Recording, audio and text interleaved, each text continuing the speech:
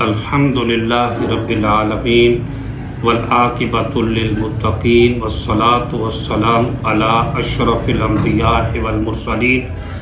وعلی آلہ واصحابہ اجمعین،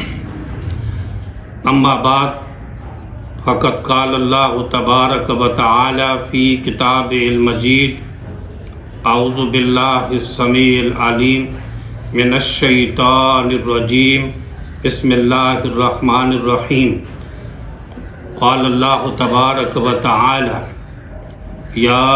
ایھا الذین آمنوا کتب علیکم الصیام کما کتب علی الذین من قبلکم لعلکم تتقون۔ حضرات ذی وقار معزز ناظرین، تمام قسم کی اعلیٰ تعریفات، تحمیدات، تمجیدات و تقدیسات مالک کائنات کی ذات گرامی کے لیے لائق و زیبا ہیں کہ جس مالک الملک نے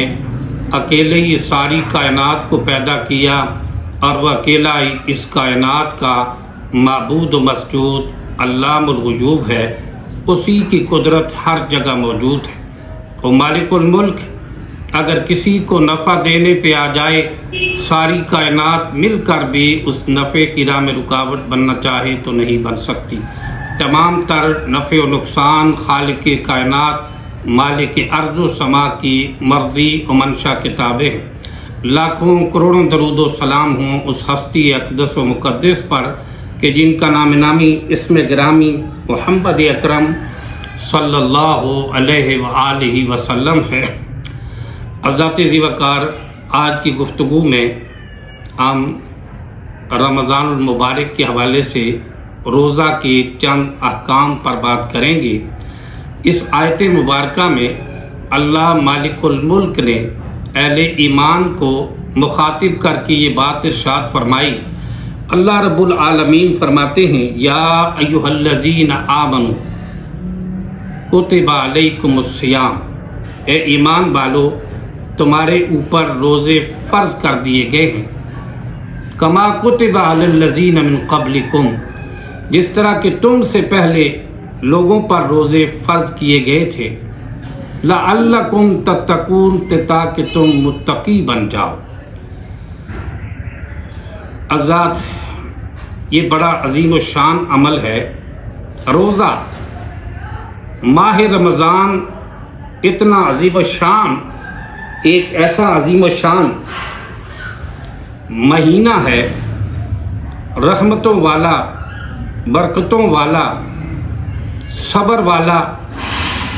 مغفرت والا، ہمدردی والا، نیکیوں کا موسم بہار ہے۔ اور اس مہینے سے بندے کو محروم نہیں رہنا چاہیے، بلکہ ہر لحاظ سے کوشش کرنی چاہیے کہ رب ذوالجلال کی رضا کے لیے کھلے دل کے ساتھ، پوری محبت کے ساتھ روزے کا اہتمام کرے۔ روزہ مالک کائنات نے اہل ایمان پر سن 2 ہجری 2 شعبان کو اللہ تعالیٰ نے اہل ایمان مسلمان پر روزہ فرض کیا ہے۔ پہلے رب ذوالجلال نے ایمان کا ذکر کیا، کیونکہ ایمان ہوگا تو بندہ روزہ رکھے گا۔ اگر بندے کے اندر ایمان ہوگا تو ماہ رمضان کی قدر و منزلت کو پہچانے گا۔ اگر روزہ ایمان نہیں ہوگا، اس کے نزدیک ماہ رمضان کا کوئی مرتبہ و مقام نہیں ہوگا۔ اس لیے اللہ تعالیٰ نے صاحب ایمان کو ہی مخاطب کیا ہے کہ تمہارے اوپر اللہ نے روزے کو فرض کیا ہے۔ اور روزہ ہر مسلمان عاقل اور بالغ مرد اور عورت پر فرض ہے۔ روزہ جو ہے یہ فارسی زبان کا لفظ ہے، اردو کے اندر استعمال ہوا ہے، عربی زبان کے اندر اس کو صوم کہتے ہیں۔ اور صوم کے معنی ہے کسی کام سے رکنا، کسی کام سے رکے رہنا، یہ اس کا لغوی معنی ہے۔ اور شرعی طور پر صبح صادق سے لے کر غروب آفتاب تک تمام کھانے اور پینے کی چیزوں سے، جمع کرنے سے، تمام چیزوں سے، برے کاموں سے، بری باتوں سے، غیبت سے، چغلی سے، جھوٹ سے، فحش کلامی سے، بدگوئی سے محفوظ رہنے کا اور رکنے کا نام روزہ ہے۔ اور بہت سارے روزے دار، نبی پاک صلی اللہ علیہ وسلم نے فرمایا کہ بہت سارے روزے دار ایسے ہیں جنہیں بھوک اور پیاس سے کچھ نہیں ملتا، اور بہت سارے قیام کرنے والے شب بیداری کے سوا اسے کچھ بھی نہیں ملتا۔ اس لیے ہمیں یہ کوشش کرنی چاہیے کہ روزے کا احترام کرتے ہوئے اللہ کے پیغمبر علیہ السلام نے جو آداب بتائے ہیں، ان آداب کو ملحوظ رکھتے ہوئے روزے کا اہتمام کریں گے تو پھر بڑا اجر و ثواب ہے۔ اتنی عظیم و شان عبادت ہے،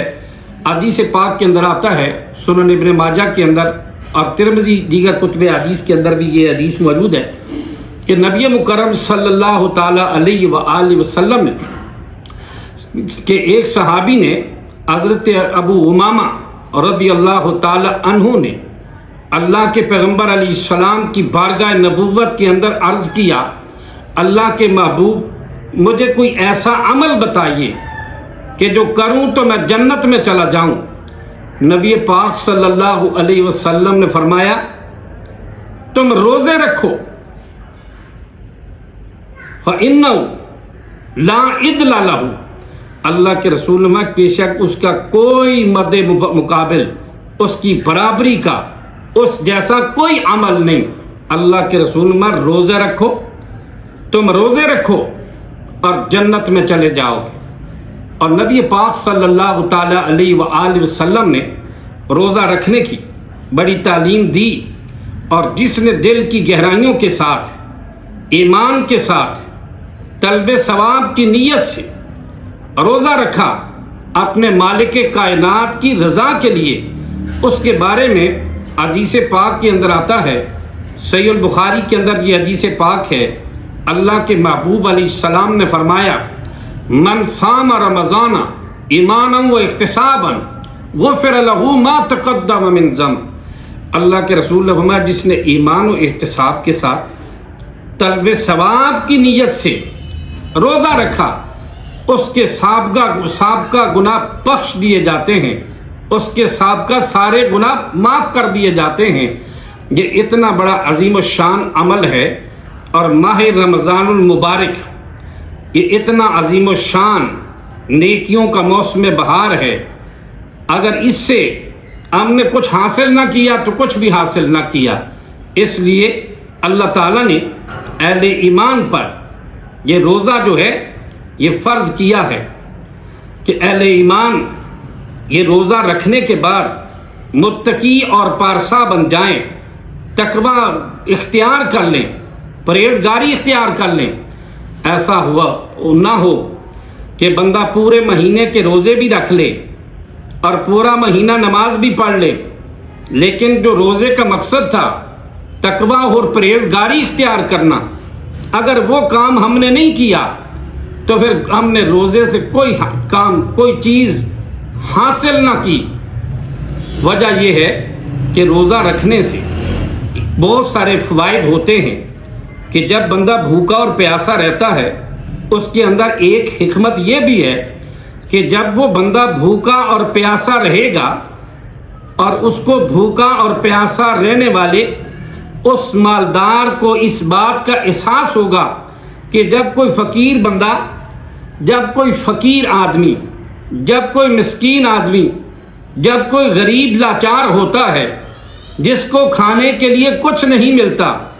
تو اس کی کیفیت کیا ہوتی ہے، اس چیز کا ادراک ہو جائے مالدار کو بھوکا اور پیاسا رہ کر۔ دوسری بات کہ اس کے اندر عادت پیدا ہو جائے، ایک ایسی چیز کی عادت بن جائے اس کے لیے کہ اسے بچنے کا ایک طریقہ آ جائے، گناہوں سے اپنے آپ کو بچانے کا اور بری چیزوں سے دور رہنے کا، بچنے کا ایک اسے ڈھنگ آ جائے تاکہ وہ پرہیزگاری اختیار کرے۔ کیونکہ رب ذوالجلال نے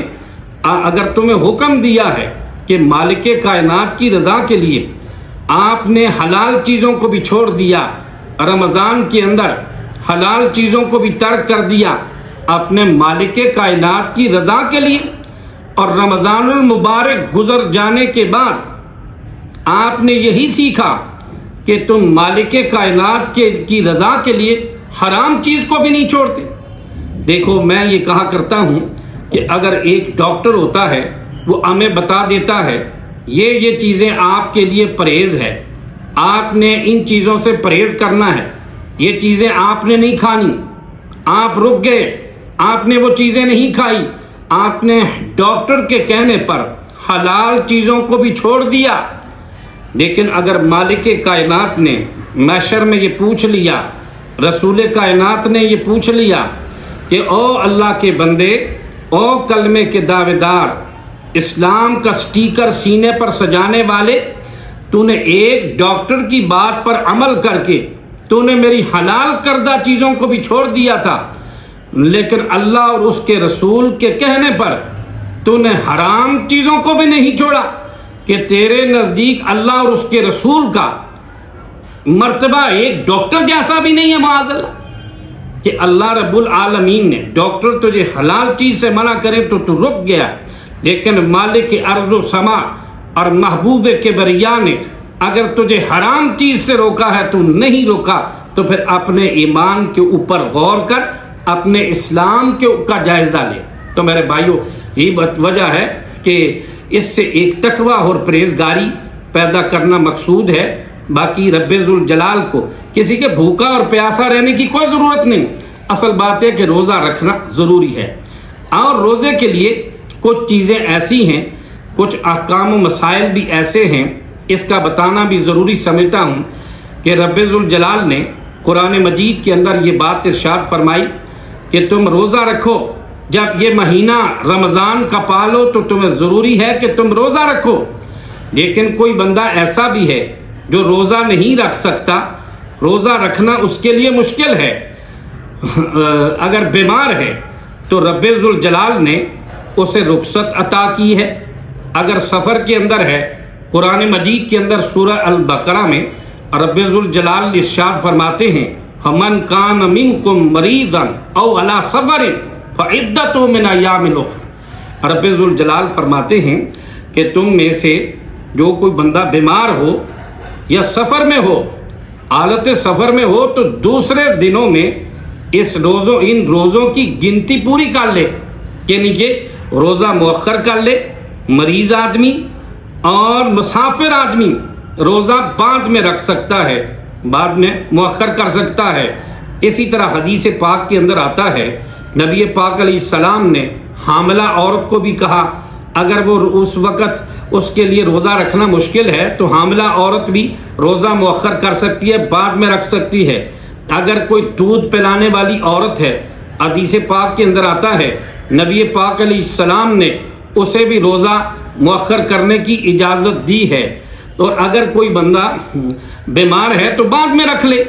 اگر سفر میں ہے تو بعد میں رکھ لے۔ لیکن ایک وہ مسافر ہوتا ہے جو سفر میں یعنی روزہ نہیں رکھ سکا اور بیماری کے اندر روزہ نہیں رکھ سکا اور وہ صحت یاب نہ ہوا اور دار فانی سے رخصت ہو گیا، تو صحیح البخاری کے اندر یہ حدیث پاک موجود ہے کہ نبی مکرم صلی اللہ علیہ وسلم نے فرمایا کہ اس کی طرف سے جو اس کے روزے رہ گئے ہیں اس کا ولی روزہ رکھے۔ اور پھر نبی پاک صلی اللہ علیہ وآلہ وسلم یعنی اس کے ورثاء میں سے کوئی بھی اس کی طرف سے روزہ رکھ سکتا ہے، اس کا روزہ رکھے۔ اگر کوئی بندہ شیخ کبیر ہے، یعنی بہت زیادہ بوڑھا ہے، بہت زیادہ کمزور و نحیف ہے، اور اسے لگتا ہے کہ اگلے سال بھی مزید ہی کمزور ہوگا، صحت یاب نہیں ہوگا، تو اس بندے کو شریعت نے روزے کا کفارہ ادا کرنے کا کہا ہے۔ تو روزے کا کفارہ کیا ہے؟ ایک مسکین کو ایک روزانہ نارمل کھانا کھلانا، یہ ایک بندے کے روزے کا کفارہ ہے۔ لیکن صحیح البخاری میں حضرت ابو ہریرہ اور حضرت عبداللہ ابن مسعود رضی اللہ تعالی عنہ سے حدیث مبارکہ موجود ہے کہ نبی پاک صلی اللہ علیہ وسلم نے فرمایا، صحیح البخاری کی روایت میں تعلیقاً امام بخاری نے اس روایت کو ذکر کیا ہے،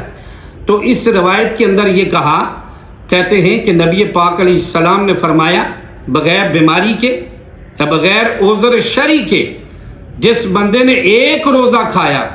فرمایا پوری زندگی کے روزے بھی اس کا کفارہ نہیں بن سکتے۔ جان بوجھ کر عمدن کسی نے اگر ایسا کیا، کوئی شرعی عذر بھی نہیں، بیمار بھی نہیں، سفر بھی نہیں، تو اگر کیا تو پوری زندگی کے روزے بھی اس کا کفارہ نہیں بن سکتے۔ اسی طرح اگر کسی بندے سے غلطی ہو جائے، غلطی سے اگر کوئی بندہ حالت روزہ میں اپنی بیوی کے پاس چلا گیا، اور بیوی کے پاس جانے کا یہ واقعہ صحیح البخاری کے اندر موجود ہے، سیدنا ابو ہریرہ رضی اللہ تعالی عنہ بیان کرتے ہیں کہ ہم نبی پاک علیہ السلام کے پاس بیٹھے ہوئے تھے، ایک بندہ تاجدار مدینہ کی بارگاہ نبوت کے اندر حاضر ہوا، اس نے کہا اللہ کے نبی میں تو ہلاک ہو گیا۔ آپ نے فرمایا کیا ہو گیا؟ کہا کہ میں نے اپنی زوجہ سے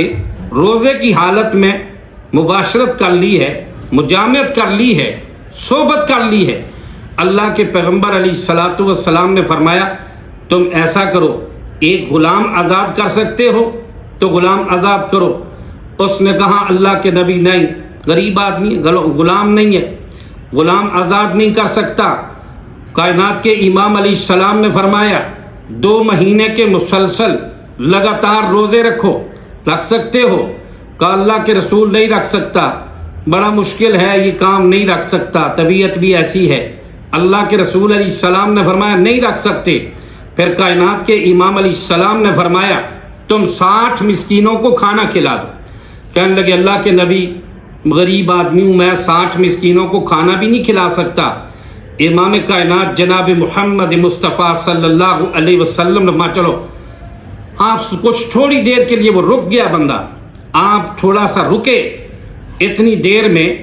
ایک آدمی سرور کائنات علیہ السلام کی خدمت میں ایک کھجوروں کا ٹوکرا لے کے حاضر ہوا۔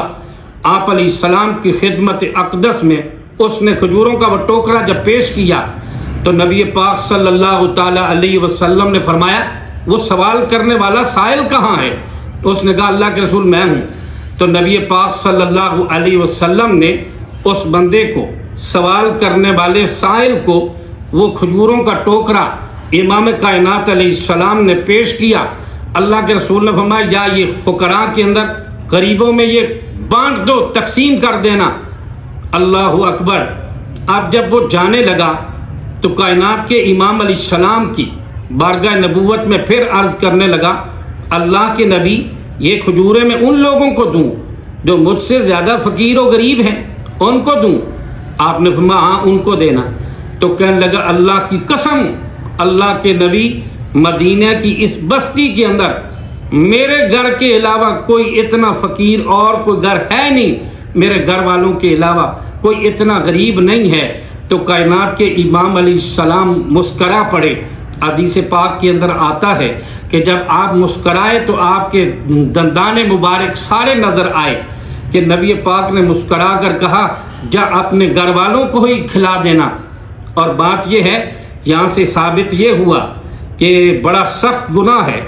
اس طرح روزے کو پامال کرنا اور اس طرح روزے کو توڑنا۔ لیکن اگر کسی سے غلطی میں کسی کو لاشعوری طور پر یہ کام ہو جائے تو پھر ان تینوں کاموں میں سے اگر کوئی کام کر سکے تو کر دے۔ اگر ان میں سے کوئی کام کرنے کی طاقت نہیں تو اپنی گنجائش کے مطابق صدقہ و خیرات اسے ضرور کرنا چاہیے اور اللہ سے معافی بھی مانگنی چاہیے۔ اصل بات یہ ہے روزے کا کفارہ۔